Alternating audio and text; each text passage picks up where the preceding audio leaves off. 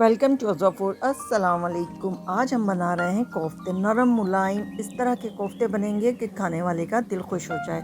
बहुत आसान रेसिपी है, मुझे तो बहुत ही आसान लगती है। कोफ्ते बनाना बहुत सारे लोगों को बहुत मुश्किल लगता है। इसमें मेरी बड़ी वाली सिस्टर भी हैं जिन्हें बहुत मुश्किल लगता है कोफ्ते बनाना, जबकि हम तो खड़े खड़े झटपट बना लेते हैं।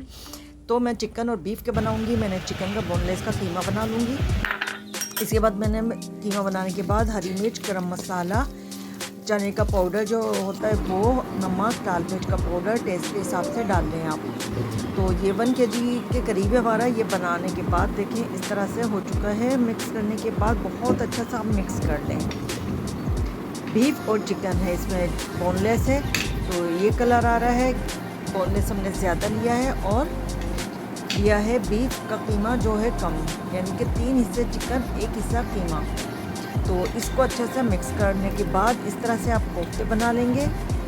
आप चाहें तो अगर फ्रीज़र कर रहे हैं तो आप इसमें धनिया का इस्तेमाल ना करें। अगर आप पका रहे हैं तो धनिया का इस्तेमाल कर सकते हैं। गरम मसाले वगैरह आप अपने टेस्ट के हिसाब से इसमें ले लें। बहुत अच्छे से दबा दबा कर बनाएंगे, कोई क्रैक्स नहीं पड़ना चाहिए कोफ्तों के ऊपर। तो जब भी ये बहुत अच्छे बनेंगे, आपके हंडिया में जाने के बाद टूटेंगे नहीं, क्रैक नहीं आएगा, बहुत ज़बरदस्त बनने वाले हैं। बस इस तरह से आप इसको बहुत अच्छे से हाथ से करते रहें, बहुत नरम मुलायम से ये बन जाएंगे, बहुत सॉफ्ट होंगे। चने का इस्तेमाल करें आप ज़रूर, और खशखाश आपके ऊपर है कि आप वैसे जो एक ओरिजिनल टेस्ट होता है वो खशखाश की वजह से आता है। मैंने पिसा हुआ रखा होता वो एक टेबल स्पून इसमें डाल दिया था। अब हमने कोफ्ते बना लिए हैं। थोड़ा सा हमने गरम मसाला लिया जिसमें काली मिर्च, लौंग, बड़ी इलायची, तेज़पत्ता और एक दालचीनी ले लेंगे इसके अंदर। तो ये सारी चीज़ें हम करने के बाद इसके अंदर डाल दिए मैंने प्याज में ब्राउन करके रखी है, मैंने पीस ली है। पीसने के तकरीबन इसके अंदर 2 अदरक लिए मैंने। अदरक लहसुन का पेस्ट डाल देंगे हम बस इसके अंदर, फ्रेश पिसा हुआ। अगर आप फ्रेश अदरक लहसुन का इस्तेमाल करते हैं तो बहुत ही अच्छी बात है। ये अदरक डाल दिए, पहले मैंने लहसुन का इस्तेमाल किया था। 1 टेबल स्पून भरकर डाल रही हूँ। बहुत अच्छी सी बुनाई करने के बाद अब हम इसके अंदर कुछ स्पाइसेस शामिल करेंगे।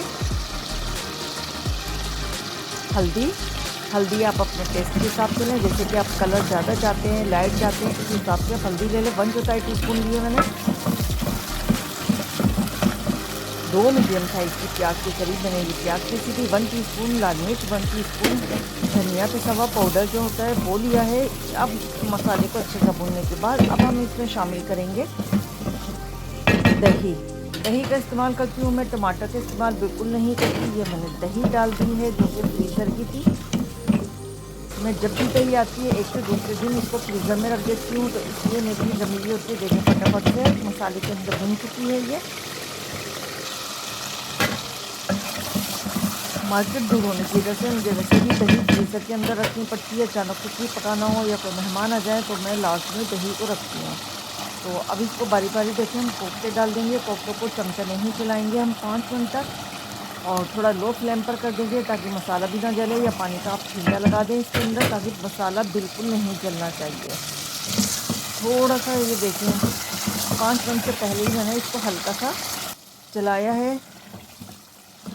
तो कोफ्ते में फ्रीज़ कर दूंगी, आधे पकाऊंगी बस। अब आप इसको चला सकते हैं। अब नहीं टूटेंगे फौरी डालने के 2-3 मिनट तक, तो आप बिल्कुल भी चमचा ना चलाएं। देखें किस कदर नरम बने हैं ये, सॉफ्ट। तो यही इसकी ट्रिक है। बहुत अच्छा हाथ से मसाले को मसलना है आपको। अब मैंने डाल दिया है 1/2 टीस्पून इसमें पिसा हुआ भी गरम मसाला, क्योंकि सब चीज़ों में गरम मसाला गया। आप मिकदार रखें हर चीज़ की, किसमें कितना जाएगा। तो शोरबा भी हमें जायके वाला ही बनाना है, तो इसलिए शोरबे में भी गरम मसाला डालेंगे, कीमे में भी डाला है हमने। तो ये चीज़ रखें हिसाब से, क्योंकि जब आप कोफ्ते के साथ बाइट लेंगे तो मिर्चें ज़्यादा नहीं होनी चाहिए। बैलेंस रखते हुए आप मसालों को डालें। आप चाहें तो इसको थोड़ा सा भुना भुना भी बना सकते हो, और शोरबे वाला, मुझे शोरबे वाले ज़्यादा पसंद है। थोड़ा सा मैंने ग्रेवी कर ली है इसकी, तो आप इसको ज़रूर ट्राई करें।